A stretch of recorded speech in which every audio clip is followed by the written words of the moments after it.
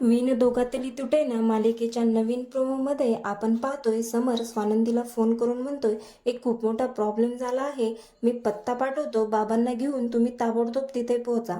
आता स्वानंदी आणि बाबा एका हॉटेलमध्ये पोहोचतात तर तिथे महेश काळेंचे पोस्टर लागलेलं असतं आणि एक गाण्याची महफिलही असते, जी पाहून बाबा म्हणतात मला महेश काळेंना भेटण्याची खूप इच्छा आहे.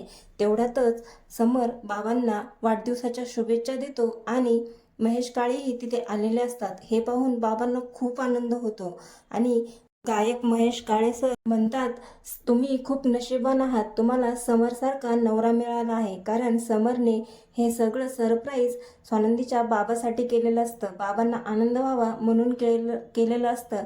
आता हे पाहून स्वानंदीलाही खूप आनंद होतो. असंच एकमेकांची दुःख कमी करत आणि एकमेकांच्या आनंदासाठी प्रयत्न करत या दोघांचं नातं बहरणार का? या दोघांना एकमेकांविषयी प्रेमाची जाणीव होणार का? तुम्हाला काय वाटतं? कमेंटमध्ये नक्की कळवा आणि मालिकेच्या अशाच नवनवीन प्रोमोसाठी चॅनलला सबस्क्राईब नक्की करा.